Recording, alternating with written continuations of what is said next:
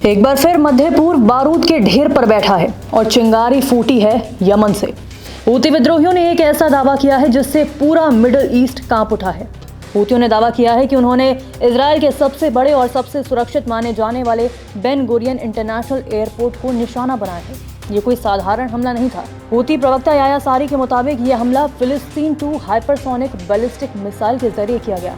एक ऐसी मिसाइल जो आवाज की गति से कई गुना तेज उड़ती है और दुश्मन को सतर्क होने का मौका तक नहीं देती। इस हमले के तुरंत बाद तेल अवीव में अफरा तफरी मच गई। लाखों नागरिकों ने बंकरों की ओर भागना शुरू कर दिया। पूरे शहर में सायरन गूंज उठे और बेन गुरियन एयरपोर्ट पर सभी उड़ानें अस्थायी रूप से रोक दी गई। इजरायली सुरक्षा एजेंसियों ने इलाके को सील कर दिया है और हमले के नुकसान की जांच शुरू कर दी है। अगर हूतियों का दावा सही है तो ये इजरायल की सैन्य सुरक्षा पर सबसे बड़ा सवाल या निशान है। हूती प्रवक्ता ने इजरायल पर हमले की जिम्मेदारी लेते हुए चेतावनी दी। उन्होंने कहा कि अगर अरब देश गाजा में इजरायल की सैन्य कार्रवाई का समर्थन करते रहे तो अगला हमला आपके देश पर होगा। हमारे हमले गाजा के खिलाफ हो रहे कत्लेआम के जवाब में हैं। जब तक गाजा की घेराबंदी खत्म नहीं होती और सैन्य हमले बंद नहीं होते तब तक हूती हमले जारी रहेंगे। हूती विद्रोहियों की ये रणनीति अब स्पष्ट हो चुकी है।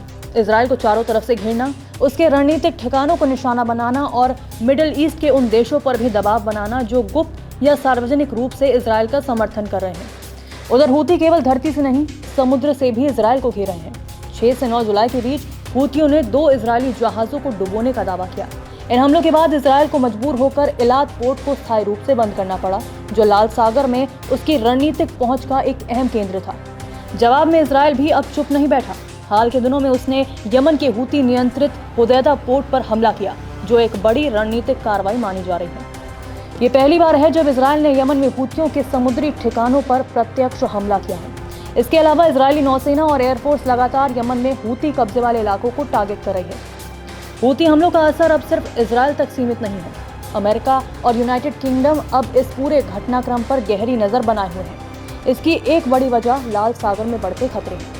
हूती विद्रोही अब वैश्विक व्यापारिक मार्ग को भी निशाना बना रहे हैं, जिससे अमेरिका और यूरोप के व्यापार पर भी खतरा मंडरा रहा है। 15 जुलाई को हुए एक हमले में हूतियों ने इजरायली सैन्य अड्डे को निशाना बनाया और इस हमले ने ये साफ कर दिया कि अब हूती केवल चेतावनी देने वाले हमले नहीं कर रहे, बल्कि रणनीतिक नुकसान पहुंचाने की पूरी तैयारी के साथ मैदान में हैं। अब सवाल यही है कि क्या गाजा की जंग अब पूरे अरब क्षेत्र को खींच लेगी। विश्लेषक मानते हैं कि हूतियों के बढ़ते हमले केवल इजरायल की जवाबी कार्रवाई से शांत नहीं होंगे। हूती एक आत्मघाती प्रतिरोध की रणनीति पर चल रहे हैं। वे ना डरते हैं और ना ही झुकने को तैयार हैं। उन्होंने साफ कहा है कि ये लड़ाई तब तक चलेगी जब तक इजरायल खत्म नहीं हो जाता। यमन का हूती गुट, जो कभी स्थानीय लड़ाई तक सीमित था, अब मध्य पूर्व के सबसे खतरनाक सैन्य प्लेयर्स में से एक बन गया है। उन्होंने ये साबित कर दिया है कि तकनीक, रणनीति और आत्मबल के सहारे वे इजरायल जैसे ताकतवर राष्ट्र को अस्थिर कर सकते हैं। अगर ये ट्रेंड जारी रहा तो आने वाले हफ्तों में मिडिल ईस्ट एक और बड़े सैन्य टकराव की आग में झुलस सकता है और इस बार उसकी लपटें केवल गाजा या यमन तक सीमित नहीं रहेंगी। इस वीडियो पर आपका क्या कहना है कमेंट सेक्शन में जरूर बताएं। नमस्कार, मैं हूं मानक गुप्ता। अगर आपको हमारा ये वीडियो पसंद आया हो तो इसे लाइक और शेयर जरूर करें और हाँ, हमें सब्सक्राइब और फॉलो करना ना भूलें ताकि आप देश और दुनिया की कोई खबर मिस ना करें। तो जुड़े रहिए हमारे साथ और देखते रहिए न्यूज़ 24।